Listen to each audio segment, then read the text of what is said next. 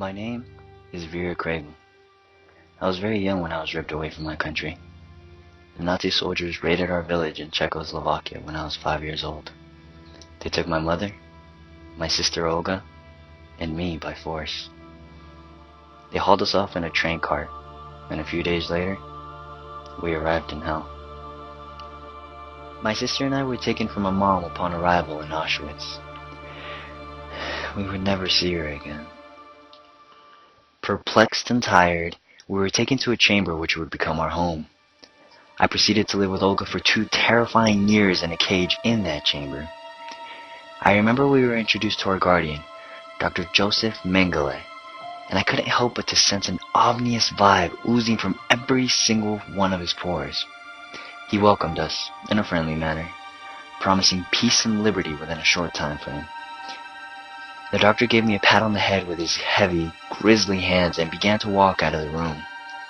I remember Olga holding me tightly, trembling in fear as he walked out of the cold, dark barracks.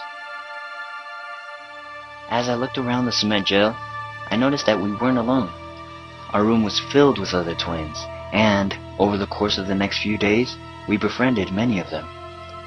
Dr. Mengele would come in multiple times a day with strange metal tools that were foreign to me at that time. He would insert many of them into other twins, and he would even sever other kids' limbs. Children's screams would ring in my head for countless hours every night. On the rare nights in which we would fall asleep, my sister would wake up at night screaming in terror. Multiple experiments were performed on us throughout our time there. Dr. Mengele would inject me with mysterious, colorful fluids that would make me ridiculously sick. Most of these liquids would cause me nausea, vomiting, and even fainting at times. Moreover, many of those liquids caused physical pain beyond imagination in my bones, in my muscles, and in my head. The outcome of these atrocious experiments was to observe Olga and I and to see if she felt any of the pain I was feeling.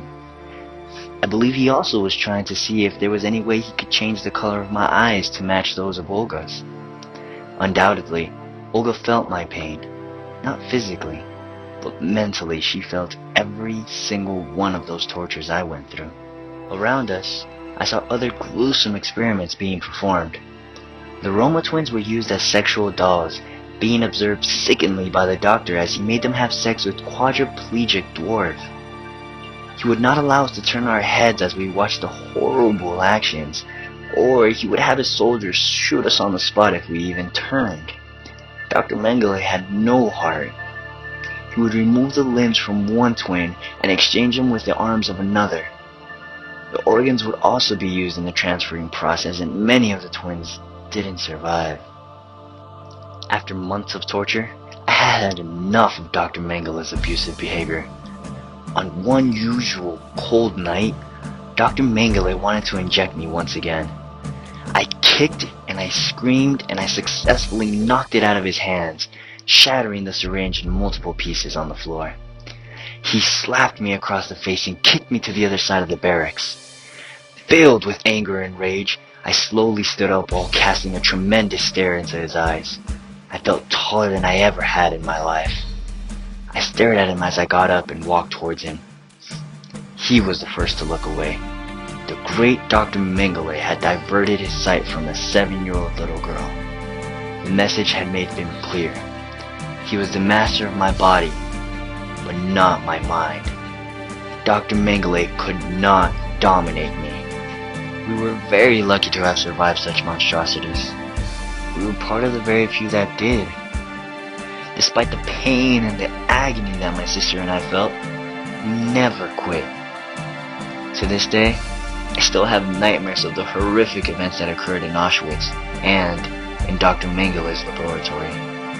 To this day, I still have every single scar of the injections he put on my body.